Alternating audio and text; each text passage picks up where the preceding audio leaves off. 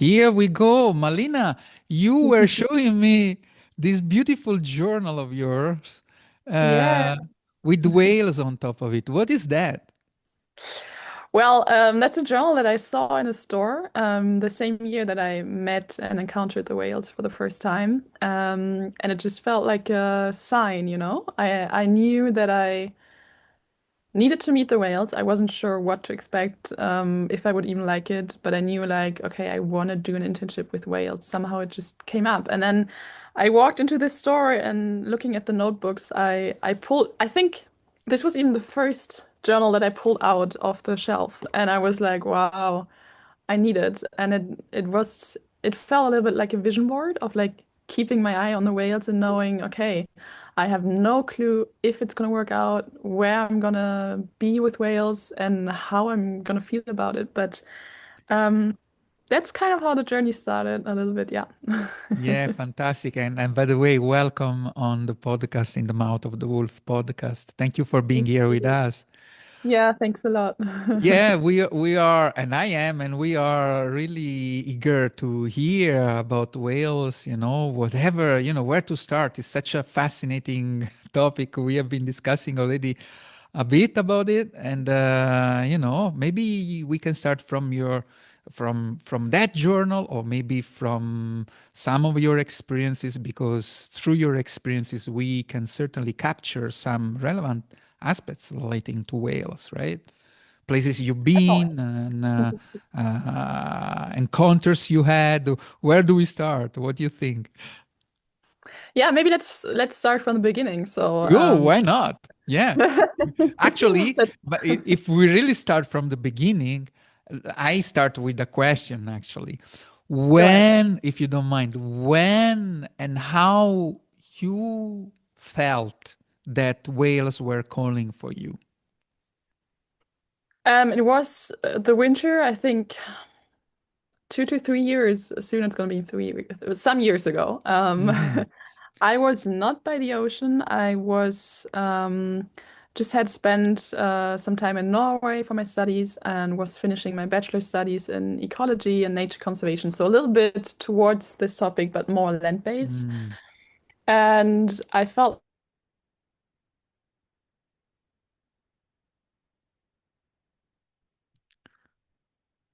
it was thought to be for my studies, but then I felt it had been something practical. And somehow it was linked to the whales. It was just one day like the thought popped up and yeah, I followed it, I think. So there was a little interruption, but no worries. Oh, That happens in the life. should I Yeah, just reply again? yeah. If you don't mind, so Yeah, we that's we fine. we, we make sure to hear that. Yeah. Yeah. So yeah, it was 2 to 3 years ago, after just having spent some time for my studies in Norway. I was not by the sea, but I knew that I wanted to do an internship for myself and originally also for my studies. And then I don't know, it just came up, the whales, and I didn't know anything about them at that time. Like I couldn't have told you the difference between a humpback whale and a fin whale Mm. or whatever. It was just, yeah, this feeling of I need to go and meet them. Yeah. Mm. And then you went. And then I went And where did and you go? yeah. Tell us all of your So journeys. yeah, so the first time that I really got in touch with whales was in the same year. I spent quite some time at the Canadian West Coast, Hmm. um, on First Nation territory, in a very, very, I'd say, privileged space in the sense of getting very close to the animals, yeah, I don't even know how to put it into words, but a very important place for the whales and for the people, Mm. and in a different setting than probably most of us might experience whales, like, for example, in whale watching. And yeah, it fell into place quite magically. I had another internship opportunity, and then really, which wasn't with whales, it was with the ocean as well. And I felt like, no, it's about whales. So an opportunity arose, very interesting timing, and felt quite uncomfortable, but I jumped. And yeah, not knowing what to expect. Definitely out of my comfort zone. Yeah, and so you had the first and important opportunity to witness whales and to see whales from far and from close, right? Yeah, yeah, definitely. I think that was a lot thanks to the context that Hmm. I spent time in. A very calm area where you don't have too much of a human impact, more and more as well. But yeah, and quite an important area for different whale species, in summer at least, to spend their time there, to rest, take a nap, feed. They come with their kids, migrating up from the tropics. Yeah, and also the living conditions for us humans. It was a very remote place, as I mentioned, on First Nation territory. So quite in I'd say, specific cultural context as well. Hmm. With, yeah, quite, I guess, to some point, different values that I Yeah. attributed to animals and whales and the ecosystem than in lots of industrialized nations. And yeah, the living conditions of basically just being a part of the forest and hearing whales breathing in the bay while I was falling asleep, for example. So yeah, it was less of a watching and more of a um, coexisting, I guess, being Hmm. neighbors in that sense. Yeah. Yeah, and you say they were coming there with their kids, so there were family groups. There was a mom, a dad, kids, a nanny, an uncle, what a granny. What was the family group composed of? Yeah, so it depends on the species, but right now I Hmm. was thinking about humpback whales. Hmm. They're species who migrate thousands of kilometers, at Hmm. least every few years between their breeding grounds, which are in warmer tropical waters, and then their feeding grounds further up north. And for humpback whales, you don't have the father who stays around, but you have Mm. the mom who, yeah, in the first year, I mean, when they're still quite young, they give birth to the babies, yeah, in the tropical waters, and then migrate back up to fill their bellies, and the calves, yeah, go along with them. So that's what I was allowed to see, seeing calves, yeah, from probably the same year, or yeah, only at least not super old, because then they split up. And humpback whales, for example, are also spending quite some time alone, or at least in groups, which can change over time. But then you also have other species like orcas, for example, which are very well known, identified, and researched. Yeah, at the eastern Pacific coast. Hmm. Let's put it like this. So west coast of the United States and Canada, and they of course live in very, very close, familiar relations, very complex social structures, and there I was also allowed to see babies. So yeah, basically you can apply to different species. But yeah. Yeah, absolutely. And then so you spend some time there. It seems quite a blessing to hear that you were maybe falling asleep and all of a sudden hearing some whales around moving and vocalizing. Also, they vocalize, right? Yeah, Yeah. definitely. You can hear that from outside of the water, right? You don't need to be underwater to hear that, isn't it? You don't need to be underwater, but I guess it helps for most cases to have a Mm. hydrophone, so a Mhm. microphone underwater. And in that particular place, yeah, we were listening to it like all the time. And then you can, yeah, sometimes you don't even know there's a whale. Whales are always good for surprises, and you can be sure that they mess up your planning of the day, your schedule Mm. or whatever. They just surprise you, and sometimes you only realize that or you hear them vocalizing first. Yeah. Yeah. Um, yeah. Yeah, and then from Canada, you moved somewhere else at some point, right?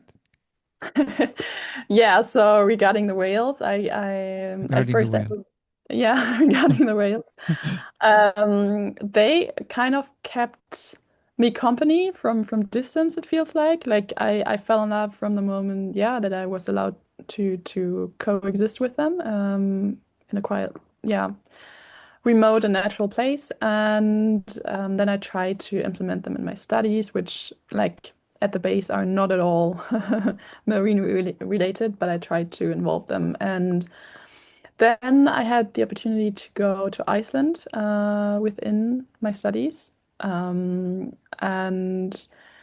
yeah, I think again, quite some magical moments and surprising opportunities arising that I had not planned before.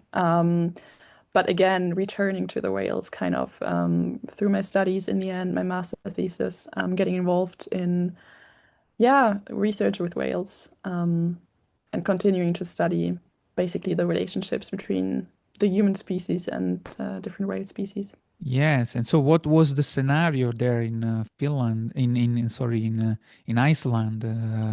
Yeah, and what were you observing? Were you observing them from land, from a boat, or they were coming around? What you've seen, what you've noticed? Yeah, it was quite different from place to place. Like the Mm, first evening that I arrived in Iceland, I coincidentally or magically, however you want to call it, ended up in a place where there was a group of humpback whales hanging out, where it's like an area where they're usually not observed so much. But mhm, these few individuals stayed there for quite some days. Just I think there was a lot of fish, eating a lot, and coming very, very close to land. Like, and also seeing the reactions from other tourists who came there to see puffins, but in the end, there were the whales and the puffins. Was really touching to see, like how it's, yeah, how it fascinates people and kind of humbles them, like realizing the actual size, for example, of a humpback whale, which can be mhm. anything between 12 meters and more. So yeah, it was definitely from land, very, very close. I think one of the most beautiful encounters I had so far. But then I also joined in different places, some whale watching tours, and ended up in yeah, collaborating with a research center and observing, yeah, observing the what happens when you link an economy and tourism to the whales, Mm, its challenges and its advantages, and yeah, it definitely felt a bit like a different approach in Iceland than in Canada, but of course that's very place, not space as well, but place specific, mhm. and depending on the operators and what the mentality is. Yeah, Like in when people Canada, yeah. go ahead, go ahead, go ahead. Like in Canada, it was everything was focused around the whale's well-being. It was more like, okay, we're observing, but we're not supposed to interfere or interrupt. So we had a lot of observations going on from land, and when it was on the boat, it was very respectful, keeping a distance. Yeah, basically leaving a choice to the whales. Whereas, of course, you can imagine on a whale watching boat where the owners have to live from this activity, you can see quite some different approaches to whales. And it felt a little bit more like consuming. There was a consuming Mhm. aspect to it. Yeah, quite complex. Yeah, the similar issue that we have in other wild animals watching and bird watching and so forth, right? But when people goes there and want to average people in general wants to see whale, what do you think? Why what you experience, what you witnessed, what they want to feel, what makes them excited, why they want to see whales? Well, I guess it's animals that you don't necessarily can meet in front of your door at Hmm. home. So the It's wild, surprise of meeting an animal that you would never meet otherwise.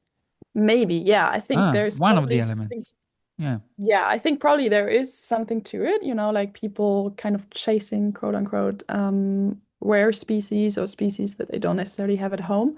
I think for some people, it's also just part of their planned tour or holidays, like hearing Mm, about it and just going for it. But what is really interesting is, yeah, seeing lots of different humans' reactions to finally encountering them and how mhm, they, yeah, really touch a lot of people with their presence. I mean, yeah, probably difficult to imagine if you've never experienced it, but feeling and hearing like the power of a whale's breath that is very close by, Mm. is it has something very, very powerful, very humbling, I guess, realizing like, wow, huge animals. And yeah. Well, maybe in some cases, people may approach whale watching with more touristic perspective or fascination, with some fascination, and then and they may end up to feel that actually they've been touched at a different level, like almost like going to visiting a temple to see the architecture, and then you end up to become a monk because you are touched by the experience on a different level, right? Have you experienced also that? Have you witnessed that in to some extent?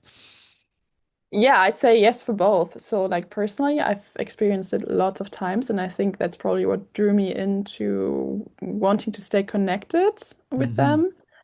It's like I feel like again, it's very generalized, of course, but every species has their own energy to them, their own Mm-hmm. character. And then again, of course, you have individuals who are still like Mm-hmm. individuals.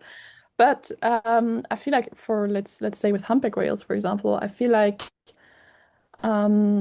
yeah, calling them gentle giants in the impression that they can have on humans. It's not necessarily always, true for their whole life, and most of it we don't see as humans. Like, it doesn't mean that there's not competition or whatever in their Mm-hmm. social structures. But yeah, the impact they have on humans, like the impression that I had a lot of times is like a very powerful but calm energy. Like, of course, you can sometimes even be scared, like when you don't expect a whale to show up and then you just hear the breath from very close. First, you're Mm. like, wow, what was that? Yeah. But yeah, for me, basically, it was a lot of times just really touching me in my heart and bringing me back into my body, being someone quite a lot in the mind, like probably a lot of us nowadays, additionally.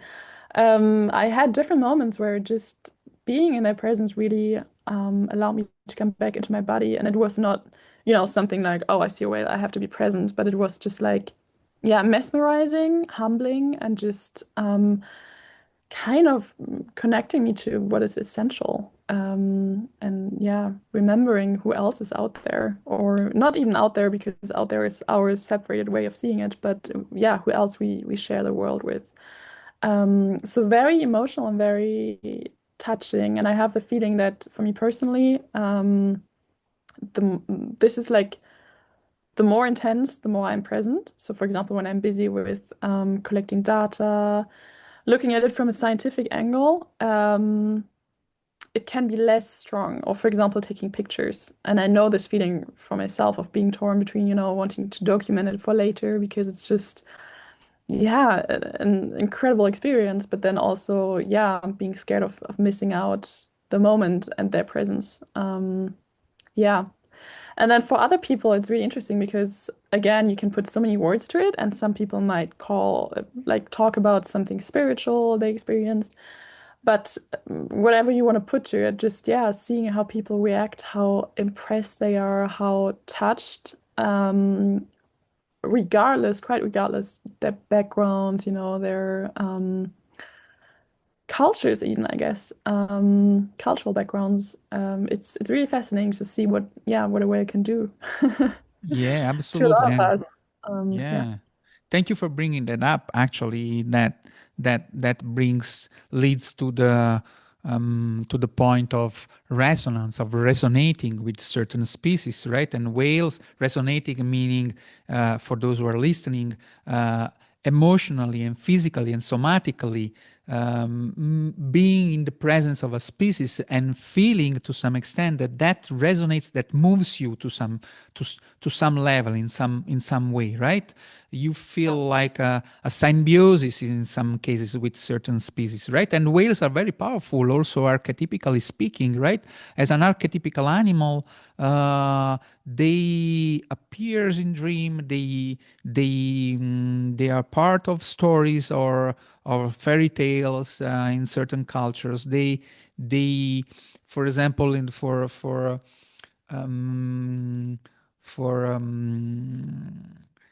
population of New Zealand, if I recall it right, there are stories that tell of whales leading uh, humans moving through the oceans up to New Zealand, for example, right?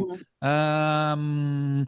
So that would be a cooperative navigation of whales and humans, for example, right? Well, we don't Yeah. have proof of that, but there are many aspects related to resonance with other species, which are also of our shared interest, Malina, and whales are powerful in that regard, right? And that links to the discussion about intuition, that is an important part of connecting with animals, right? Apart from studying them, also more from an academic perspective, but intuition is also core. And I would like to share a few moments about that, a few words Yeah. about that. Yeah, I know that you are also open to that perspective. Actually, you said already a few things that link to intuition, right?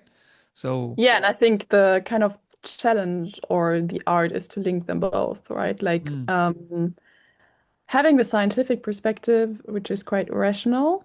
Well, talking about natural sciences for yeah. now, which we need to gain knowledge and to, for example, understand better our impacts we have on them. But then, yeah, just having the scientific perspective, it feels like something is missing, and it can also be quite distancing. And I'm just recalling an experience with whales, where same they appeared quite unexpectedly, and I could really observe. I was a lot of in my head. I heard them breathing. I was like, wow, that can't be true. What is happening? And then because it was winter, and normally they're not supposed Mm, to be in this place, and then they just really brought me back into my body, feeling grounded. And then I could see how my scientific mind, was going mm, off and taking off and like, oh my God, what is this species? What are they doing? What is their behavior and everything? And then I just had this thought of, you know what, right now, maybe that's not what is most important. Maybe it's just to be present with them. mm. And yeah, yeah. So I think it's important to have both and to combine both. And even though science, of course, needs to, in quite some areas, scientific methods need to stay objective and kind of distanced, I think there's also huge risk to it because we are relational beings. We live and get formed and evolve through relations. And I think just reducing them to human relations we have between human individuals is not enough. We Yeah. can, yeah, we can experience so much more and learn so much more from other species as well. Yeah, absolutely. And anyway, that paradigm of being so distant and objective maybe is coming to a negotiation, at least to say, with other perspectives. Maybe it has dominated for a while, but maybe it's time also to integrate things and to merge different views Definitely. into, yeah. And you were mentioning at some point in our one of our previous conversations of somebody, a scientist maybe, telling something. You read me something, Yeah, I yeah. can read it What again. was that? That was interesting. What was that? Yeah, maybe just to give a context, Ah, what I'm quite interested in as well, talking about the distance and everything, is that just because you're a scientist, of course, you're also somehow emotionally involved. Like, yeah. even though you try not to stay objective and neutral and everything. I Hmm. mean, I think that the original motivation to, for example, research with whales or want to protect nature comes from emotional experiences and, yeah, intuition, things that call us, that somehow like intrigue us. And I think what is really interesting, and there are several cases out there and probably a lot more that haven't been documented, is when you have researchers who experience who have a whale encounter that they scientifically can't really explain, or that seems too, like humanizing them too much, or that seems very risky to state it from a scientific point of view, to the point that they are scared to lose their credibility in their work and as scientists. And yet, that are documented, and it's hard to just say, well, this didn't exist. So I think oftentimes there might arise conflicts between what we experience while we're out with the whales, and then what we are allowed, quote unquote, Mm, to formulate, in the scientific language. And yeah, the quote that I read you earlier, it's from Alexander Morton, who's a scientist mhm, who has contributed a lot, very significant work to the orca populations in on the West Coast, American West Coast. Um, and yeah, she was she wrote a very nice book. I don't remember the title. I think it's called Listening to Whales. Yeah, that's it. beautiful.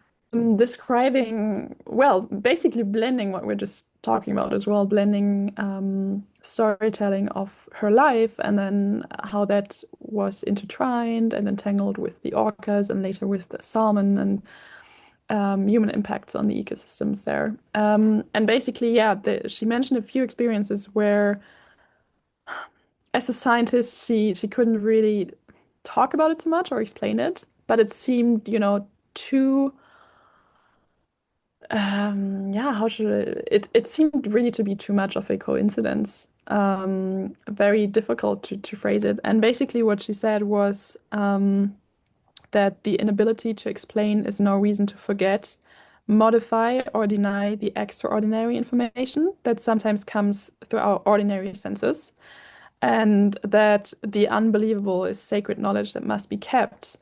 Yeah, that's what she's saying to that's what she's saying in her book, Listening to Whales, what the orcas have taught us. And I think that's something really, really beautiful to keep in mind in the sense of being open-minded enough, whether you're a researcher or watching whales or whatever, um, to at least, be open to the possibility that there is more that we can't explain, but just because we can't explain it, it doesn't mean that it's not true. And I think this is also what really helps science to progress and evolve and our knowledge as it has been. I mean, we know that evolution is ongoing, whether it's regarding species or our knowledge, it's always evolving.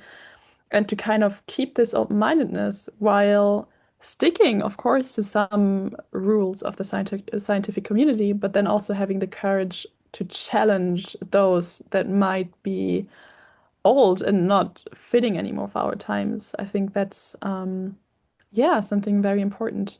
Absolutely, tremendously important. And what you said, I took a note. The unbelievable is the secret knowledge that should be kept. I Yeah, can't agree more on this. And also, I want to send a message to all the scientists listening, just in case you are passing by and listening. Just please. Um, Keep your intuition open, keep your door open to the unbelievable. Maybe it doesn't have to be explained, but not because of that. You should not allow yourself to experience it. Yeah, I can't say yeah, it definitely. otherwise. Yeah, wonderful to end our conversation on this. But tell me, do you have any final remarks on whales? Any final uh, uh, gift that you want to give to us about whales? Yeah, let me think about it. Well, I think what comes to mind again for me as well is like always this dilemma, right, of wanting to encounter them in real life, but then also the human impacts we have on them. Yeah. And I know, for example, that it's an incredible privilege that I had in the past until now to encounter them like from so close. I have experienced moments where I felt very sorry for them as well because I felt like the approaches were not completely respectful. So yeah, I think it's always a dilemma between creating a personal relationship or experience with the species, like for example the whales, because I think what moves us also motivates us to, stand up for them, for example. And then at the same time, yeah, I mean, most of us don't live close to whales. And then how do you get people out there? I think it's important and at the same time a challenge. And just what I maybe can say from my experiences is that I feel like the most precious moments that I had with whales were the ones where I saw them from close, but it was their choice and it was not chasing after them, for example. Definitely. And I think, yeah, you can probably have it with a lot of species. For me personally, at the moment, it's whales. Just allowing yourself to be in their presence when they show up, when you get the opportunity to see them from far or close, and just being open to see what arises and what it triggers in you as feelings and emotions. I think that's really, really precious, and I think that can open doors of yeah, feeling reconnected actually and realizing, wow, we're sharing this world with so many others who live so different types of lives, and it's just Yeah. incredible, you know? Like imagine just how whales live. They're mammals that moved well, what we know that Yeah. moved like back from land into the sea, and then they evolved in a way that they have their kind of, you know, what we have as a nose on top of their heads, so that they don't have to each time when they come up to breathe consciously because they have to remember to breathe. It's nothing automatic, and they can drown also, by the way. Yeah, so that they don't have to stick out their whole head to take a breath, you know, when they come to the surface. And just yeah, this keeping this open-mindedness and curiosity, and yeah, I think that's a really good step to encounter other beings and also respect them then. Yeah, respect for them, respect for nature, and respect for every other species. Nature, Yeah, every species has uh, behaviors, personality, ecosystem they live in. We need to be very careful in that regard, right? And it applies to wild animals. It applies also to our companion animals. Sometimes definitely. And the let's wait species, for them to come and say hello instead than chasing them around definitely. the apartment. And Definitely. I guess you could even sometimes apply it to humans, you know? yeah, Like, absolutely, absolutely. yeah. Yeah, yeah. Yeah. Being better listeners in that regard, you know, in with ourselves and also with all we have around, humans or other species, right? Malina, was Right. wonderful to have you here. Thank you. I'm very grateful for this conversation. Thank you for coming.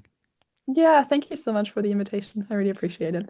I will put your contact details attached to this episode, and it was a pleasure. And hopefully, this is the beginning of various conversations about whales, animals, humans, life, and all. Thank you again. Bye. Thank you so much. Bye. Bye.